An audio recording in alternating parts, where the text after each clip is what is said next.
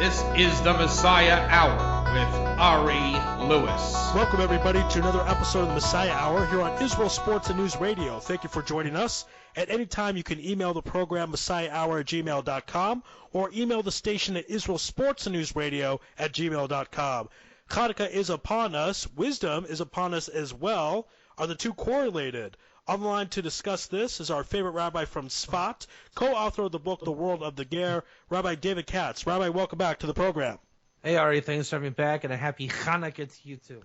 Yes, indeed. Since we got to Israel, we made sure to throw in the CH.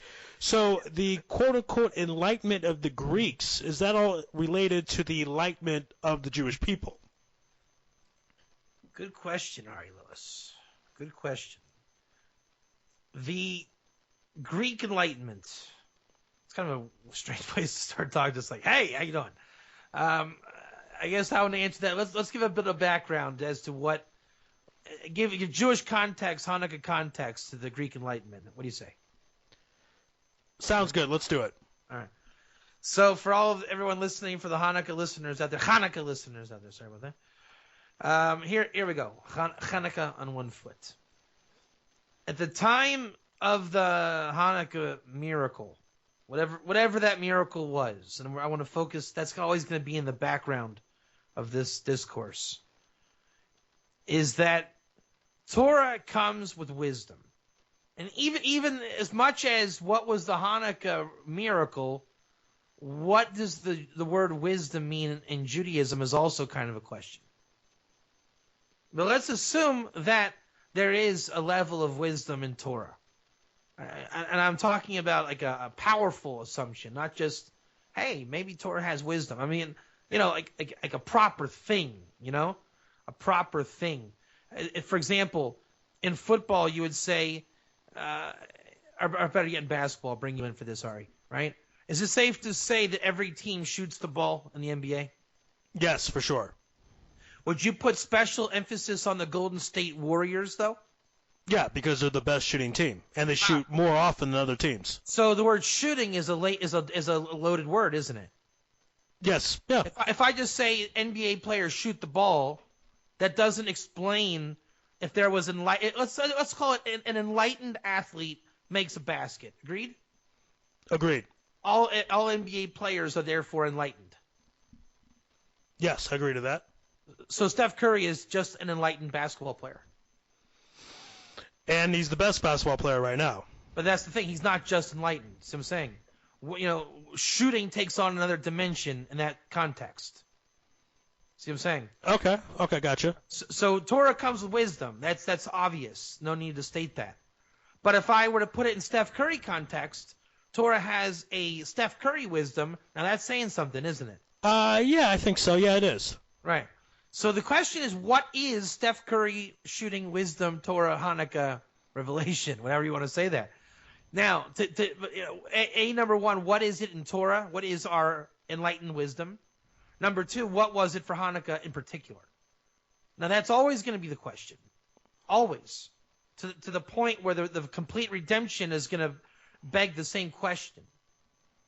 But if we're going to look to contrast the Hanukkah entire story, then we can begin to get insight. Now, the Greek schools of philosophy and wisdom,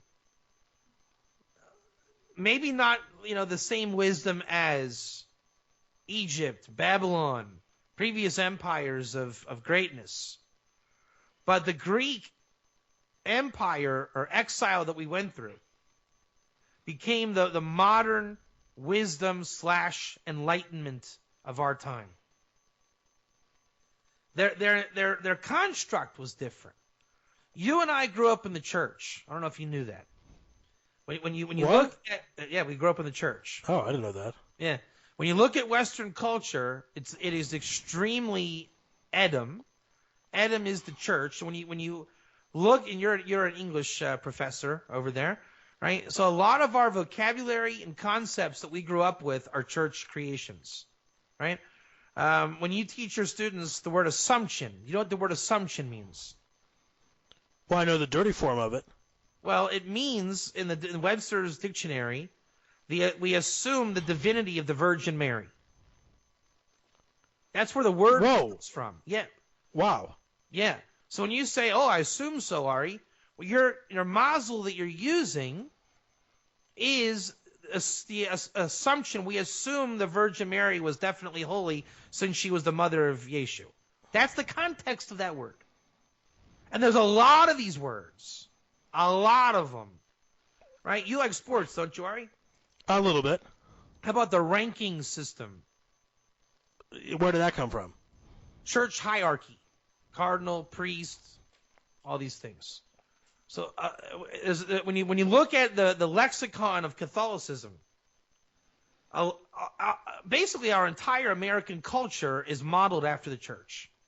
Right? Policemen were the early priests of the church to protect the church. The entire Edom culture is taken from this. So we grew up in this mindset. Tests, universities, that's not Jewish. Not Jewish at all. And it's not Greek. So when the Roman Empire took over, that became the standard of reality, one of which the Jews have been indoctrinated into. But we are not living Judaism today in a much more profound way than people know, because we live adapted to the Edom culture. Now, the Greek culture was way different in that wisdom was in vogue. Right? Wisdom was what you went to do. If you were a scholar, you studied the liberal arts. It's not like your liberal arts degree that you got at Podunk Community College in Podunk, Idaho. Right? Not the same. That liberal arts degree is a joke. Total joke. Liberal arts in ancient Greece, now that was something. You learned the 7 wisdoms, and you were going for enlightenment. That was how you judged man. You know, are you educated or not? Are you enlightened or not? Are you a wise man or not? Today, it's just a piece of paper. It's something radically different. So that movement, again, there was wisdom since the beginning of time. But the Greeks made it, the original academy of learning, the real ivory tower. And we know the Greek Empire was massive. It was world-changing. But at the same time, in the Second Temple, the oral Torah started to flourish. Right? It was different in the First Temple. We may not have been on the most righteous of levels, but with the loss of prophecy, Jewish wisdom began to reach its apex. Right? You had Shimon the righteous, one of the last great Kohanim. Then you had what's called the pairs of learning, Shammai and Avtalion. And you had all the Pirkei Avos. Basically, read the Ethics of the Fathers, and you see the tradition. Moses from Joshua, from the elders, and this and that. Then you had all the pairs, the Hillel, Shammai. Ultimately, you had the destruction of the Second Temple, and the Talmud, the Babylonian and Jerusalem Talmud was created or conceived to be what it is today. But in the Second Temple is when Jewish wisdom became a proper thing. Right? I don't know if it was the same enlightenment that we want, let's say, in the Messianic era. But what we can be sure is at least at Hanukkah, Jewish wisdom / enlightenment happened. Again, what that exactly means is going to be the question that will be answered at the time of the Messiah. They say that the Kabbalah and the Zohar in its present format came from as a manifestation of the lights of Hanukkah. So there was an inevitable clash of culture. Very unique, because you see, Jews and Edom have not really clashed. Not at the core. I mean, Jesus really isn't a threat to Jews. Not like the wisdom of Hanukkah was. Right? If you were to have an exile to go through Japan, where Zen and Buddhism is the religion, then you would have an issue. So why is there not an exile through the Orient? Because today we're very far from Hanukkah wisdom. So it wouldn't even affect us today, unfortunately. Right? We're not on that level. But the right conditions were such that at Hanukkah, the Greek wisdom was peaked out and climaxing, and I would say that from a historical perspective, that was our time of our highest wisdom as well. So the clash was again inevitable. It did erupt, and Jewish wisdom was superior, and we won. But remember, again, in the Roman culture, our fight with Christianity is not really over wisdom. It's, you could say it's over Messiah things and Torah knowledge of the Messiah, but the war of wisdom, which is what most war is really over, is wisdom. We are not at war, and that's why we've coexisted with Rome for an unprecedented 2,000 years of exile.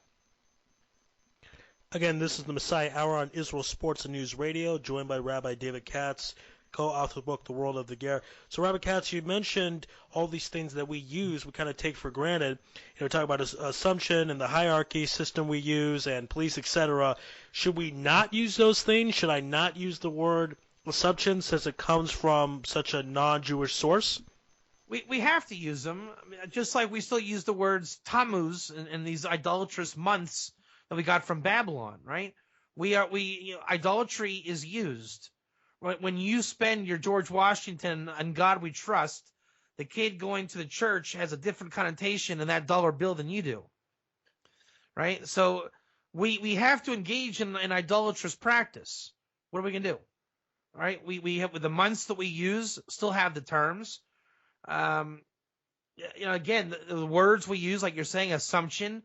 It's a treif word, okay? It's not kosher, but we have to fit in society. So we have to live with idolaters. That's the punishment that God has put the Jewish people through, because we had a land of Israel, and to live in Israel as a non-Jew, you had to be a ger toshav. You had to give up idolatry. You could not bring your idols in there. So we had the chance to live in a world free of idolatry. We botched it.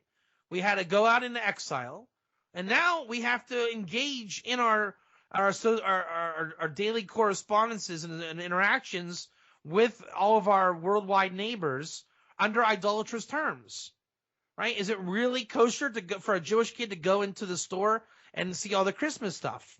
Probably not good for his soul, right? When I was in elementary school, I had to do the Jingle Bell Rock. Right? I don't know, maybe you did that too. So was that great for my soul? Probably not. Going to play at my friend's house and there was ham in his refrigerator. Was that a good experience I had to go through? Probably not. But you don't want to be the radical Islamic whatever also, right? You don't want to say, it's not practical to only be Jewish in the world. Jews don't shop at any store except for Moishe Kleinemann's. We have to interact with these people. Again, it's a punishment of exile. What can you do? How many Jews are in university learning epicourses, heresy? I remember I signed up in college to take, I thought would be a great course, the history of civilization. I'm thinking we're going to be learning about berry picking aboriginals, right? No. It was all about Luther and the early Christian movements. And I'm like, how is that the history of man? And in the end, it was really just the history of Christianity. And I remember there was religious Jews in that class. This was in Cleveland, where there's a large religious community of Jews. So it's some people say it is forbidden for that to happen. The Gedolim of today are forbidding Beis Yaakov girls from studying this stuff. And I don't know if I disagree on one hand.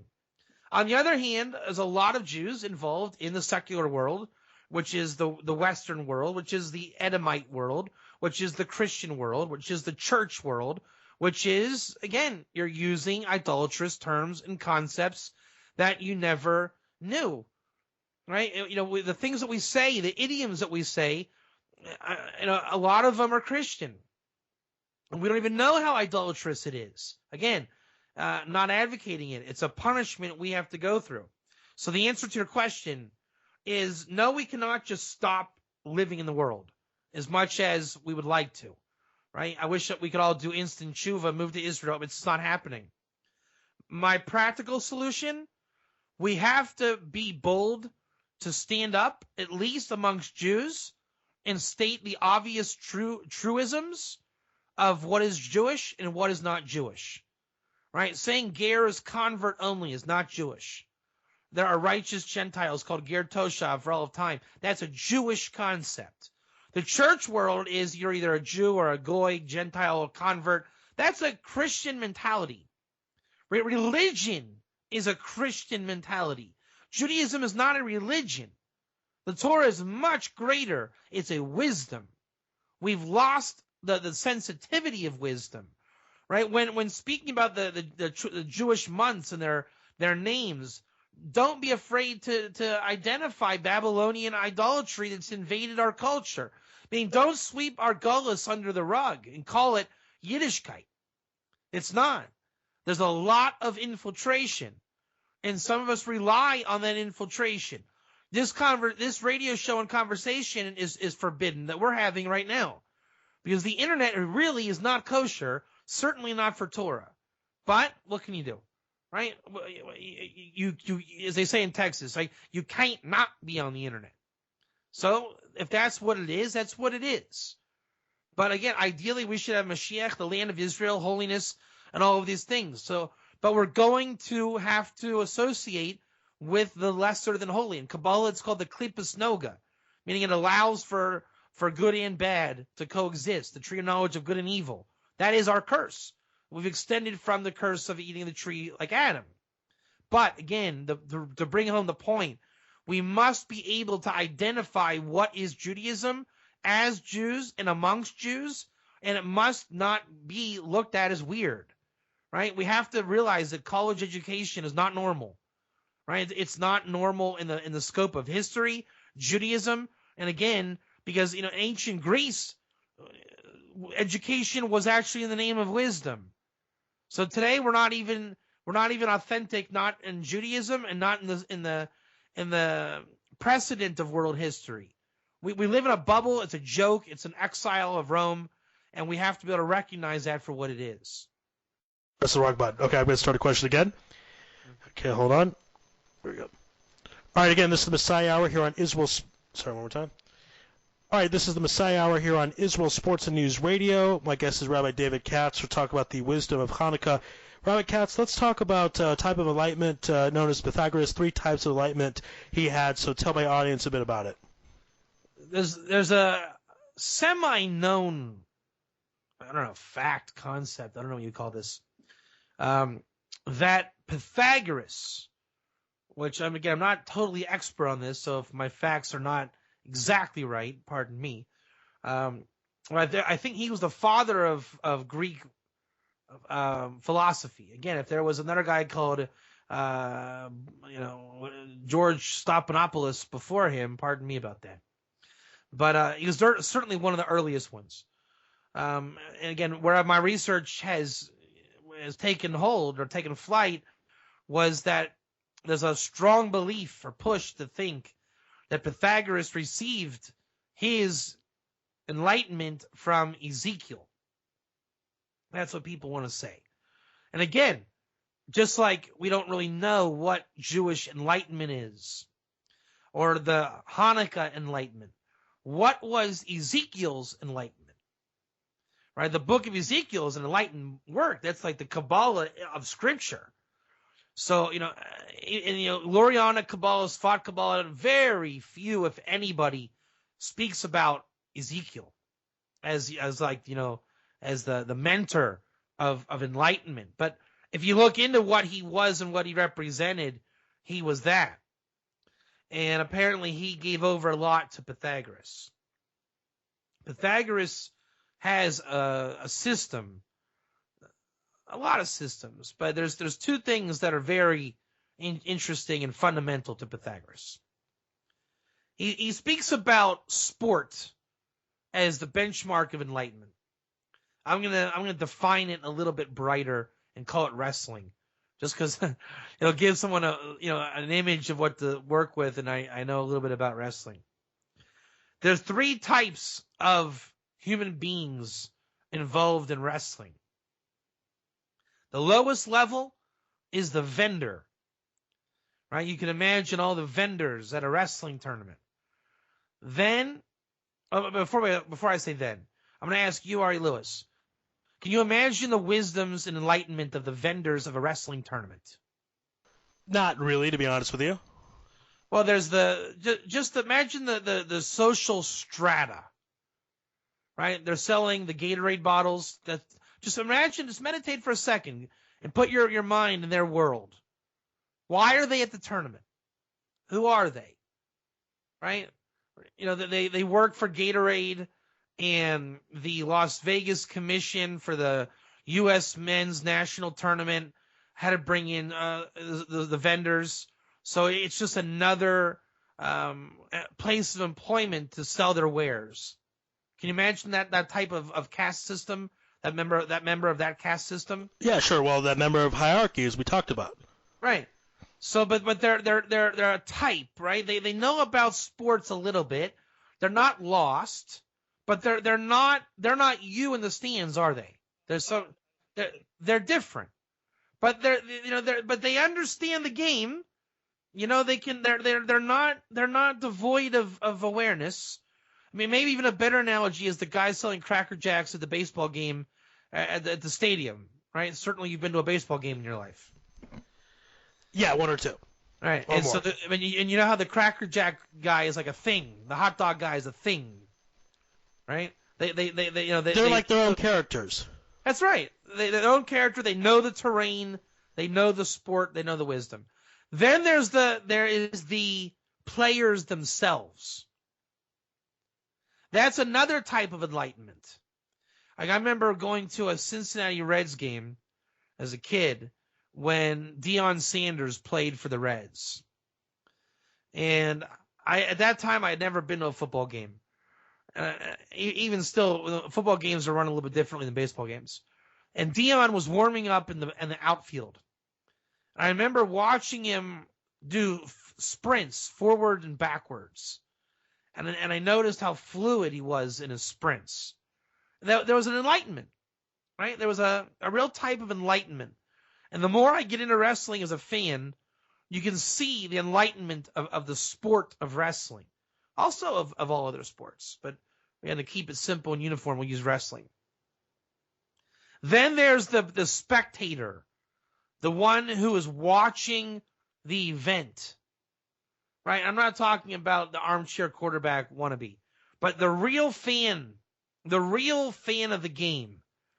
The athlete is performing for the spectator so that the spectator can witness enlightenment and it'll enlighten him and give him wisdom. The athlete is there propped up by the infrastructure of the arena. Right? The only real difference between how do you say it? I guess sports and a pastime. I use this analogy a lot.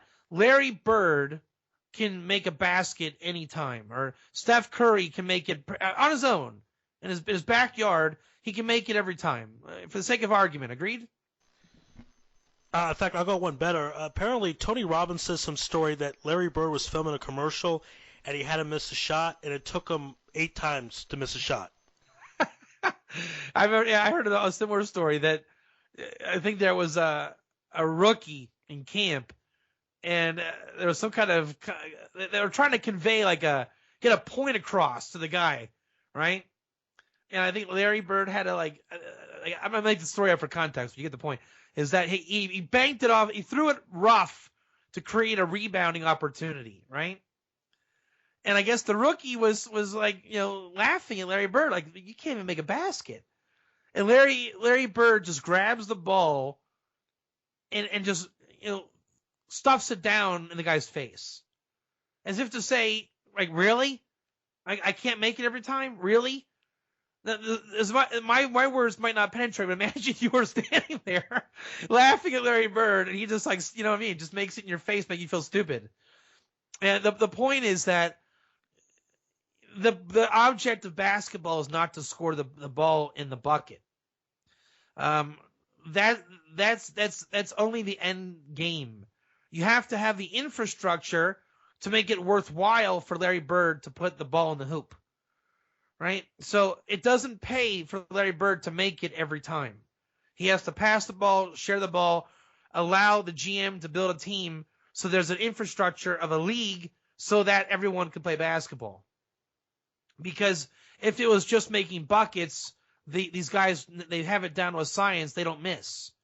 I mean, once in a while. So that lowest level member of the caste system, that's what we're talking about. That's the infrastructure of Pythagoras, the lowest level of enlightenment. But there is a level of enlightenment there, right? The security guards, the GM, the coach, the owner, right? Just all that infrastructure. There's a wisdom, a congealed wisdom. And then the athlete is another level of enlightenment, which is more visible. Because they're visible, you see it, and the most enlightened again is the fan who is appreciating the orchestra. That's Pythagoras' level of enlightenment and wisdom, and then meditating and learning the ins and outs of those three strata is the path to enlightenment. And the other school of Pythagoras, in Jewish Torah, there's the word nefesh, which is a very profound term. It's really the essence of our soul that we interact with on that level. Pythagoras called it psyche, hence psychology.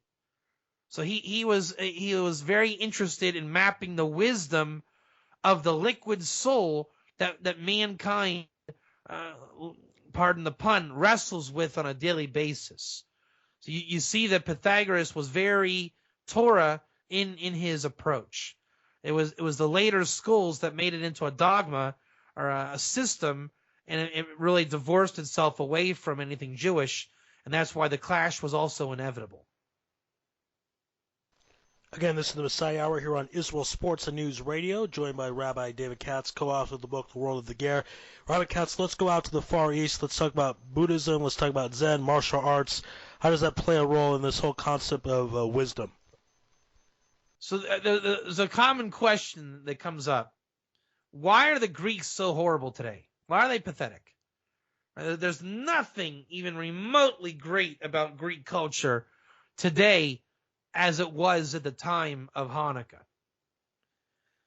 And it looks to me, this is, I guess, my opinion, that Greek Enlightenment has obviously left Christian Europe. It's certainly not in Islamic Middle East. It's not in exile Judaism. And it's not in any other religion that we know in terms of Western standards. But I just got done reading a book about understanding Japanese culture. And the Zen system is 100% wisdom-based. Even to the point of a fault, because they don't really... It would be like Judaism only being Kabbalah. Just kind of doesn't do anything. But they're all about wisdom. And their goal is enlightenment. And they created martial arts, which is like politics and religion. Again, kind of like a twisted Zionism. But again, also where they're only interested in the wisdom. So it seems that the cloud of wisdom has traveled to the Orient. And the way they describe their warrior is very similar as the wrestler. Very similar. And the whole caste system and perceivable wisdom. And they talk about enlightenment in a way that I would say the Kabbalist can appreciate and understand. And I wouldn't have thought that is an enlightenment. So the nation's enlightenment is something that Judaism understands. But it's the nations, and again, the Orient, the Japanese, I would say, are at the spear tip of where Greek, the culture was in this. And it's not a threat to Judaism as Hanukkah was, because again, we're not interested in wisdom today. That's even deeper exile and punishment on our behalf. But their culture of enlightenment, to someone interested in Jewish enlightenment and wisdom, you can appreciate on that spectator level of Pythagoras what it is. Again, I don't endeavor to be a samurai swordsman, right, or to move to Japan, but as a spectator of Japanese enlightenment, I can recognize it from the realm of wisdom, which again is going to just beg the question: what is Jewish enlightenment? What is Jewish wisdom? And what was the enlightenment of Hanukkah? So as much as we saw Jewish wisdom bubble up with the Greek apex of wisdom of Hanukkah, we can see we can start to see what it could be, right? And I think when you look at the scope of all Enlightenment schools for the nations, it's a hint, and with meditation and investigation in ancient Jewish belief, what was the wisdom of Moses? Asking those kind of different questions, not what was the law with Moses, but allowing yourself to ask, what was Moses' wisdom? Right? What was the ancient wisdom of Shem and Noah, of Abraham? Not Abraham the Jew. He wasn't even Jewish. That's the point. But if you assume that everyone was just Jewish, biblically, start to ask the question, what was their wisdom if they were enlightened wise men? And Yeshu really represents the enlightened Jew. That's what Christianity is trying to say. Their message to Jews really is, hey, there was an enlightened Jew, and that's what we want to see. We want to be the Pythagoras spectator. And the Jews are the ones who are supposed to be enlightened people. Now, I don't believe that Yeshu is any type of example of what authentic Jewish enlightenment is, whether he even lived or not, all these things. But that's what the Mazel message is, right? And I think that's what we have to internalize and challenge ourselves, especially now with Hanukkah. What is Torah Jewish wisdom, right? What is the real enlightenment that we seek? And what is it that we have that can produce the enlightenment well beyond Zen or the schools of Greek liberal arts, or even that of Pythagoras' innovations? Again, this is the Messiah Hour here on Israel Sports and News Radio. My guest is Rabbi David Katz, co-author of the book The World of the Ger. Rabbi Katz learned something pretty interesting recently. The Maharal of Prague said that the 10 lost tribes are in China. Is that correct? Yeah, they were the Midrash Rabbah and the Chazal all the way through the Maharal time have said that the 10 lost tribes, they were seen to, or known to have gone into China. So, it's interesting because the Shinto and all this stuff of this enlightenment of the Orient, I think you got to say it came from the 10 lost tribes, and the fact that they never became a threat to Judaism, as they were developing their wisdom and we were losing our wisdom, therefore not a threat. You have to say that they're being driven by like a covert Jewish operative, the 10 lost tribes, the lost Ger that were exiled together. So and again, Abraham sent his sons east with the name of Tumah. So there is an enlightenment, and it's in exile, and it went east. The tribes took it. Remember, they learned the Kabbalah of Eliyahu. So to what ratio does this exist? I don't know, but what Hanukkah is meant to be. And we have to really connect to this, is that we have Torah and it's alive, thank God. And we're still Jews, even though we're in the Edomite church culture. the nation's message through the backside Yeshu, backside Zen, backside Shinto, backside Pythagoras, all this stuff.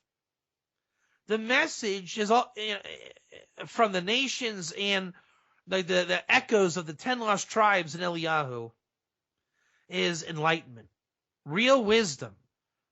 Right? The Torah itself says that the covenant of the ancients is placed upon Israel so that the world can reclaim the covenant of the ancients and the ways of wisdom and enlightenment. In our book, The World of the Ger, we explain how the real authentic Ger is the inheritor of the world enlightenment. At least Scripture speaks of the Ger as, or at least are hints that he's enlightened. That's what there's no Ger today. Only now there's starting to be, but the precedent was there was not Ger, there was convert. And it's because Jewish involvements have been devoid of this enlightenment and higher echelon of wisdom. So the meditation that on Hanukkah we have to have, and I'm going to call you out now, Ari, and ask you what you think.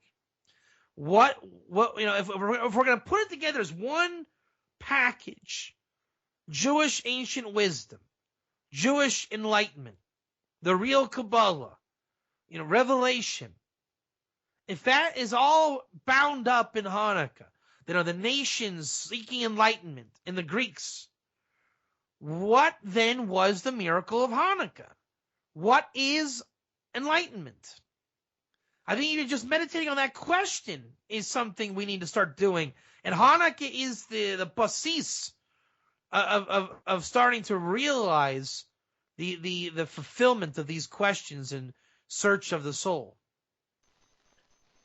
I think maybe the miracle of Hanukkah is the fact that we have an opportunity to continue and try to deal with this problem, that we're in Galut and there's things from Edom that we're going to have to deal with, as you talked about. Maybe that's the miracle. We have a chance to deal with it.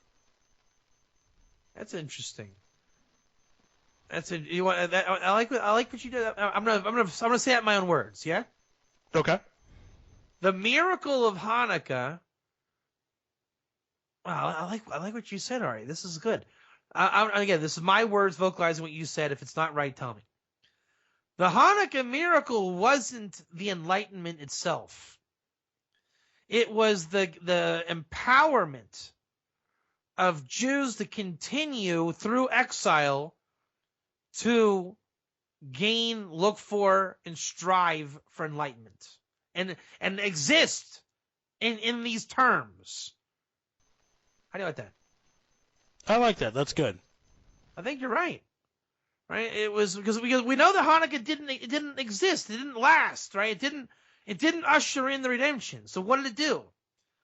Ari Lewis tells you it empowered Jews to keep alive on the search and stay searching for enlightenment. And that will cause the nations to come upon you. Right? Okay, if Steph Curry is going to go out to win a game every night, and let's say now he believes he can do it, agreed? Yeah, I agree with that. So what happens now to the rest of the league? They are on a mission, only one mission, even LeBron James. Stop Steph Curry. Right? When LeBron goes against Steph Curry, LeBron's going to say, I'm enlightened, you're not. Well, what happened to just saying, hi, my name's LeBron, my name's Steph? What happened to our cordial graces? Right? Whatever Steph Curry does the rest of the season is going to be told in the lens of enlightenment. He's either enlightened or he's not. Right? They either go 82-0 or they don't. Until it wears off completely, it's like, okay, well, you start off great. Now they're 22-60. Great season, guys. Missed the playoffs, right? I mean, it has to go one way or the other.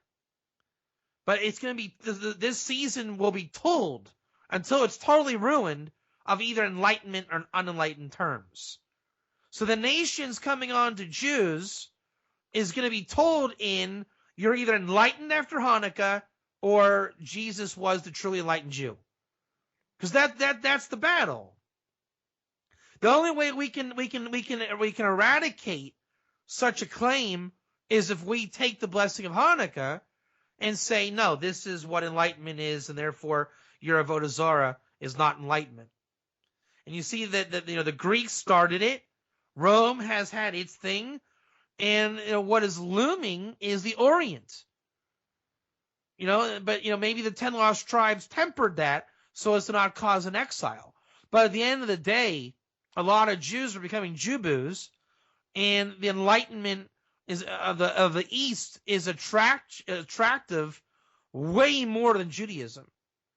Judaism is not attractive at all.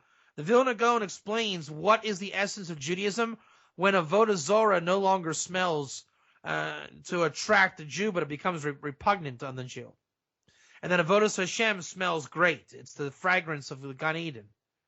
So I think you're right, Ari. I think you had a big bracha to say what you said.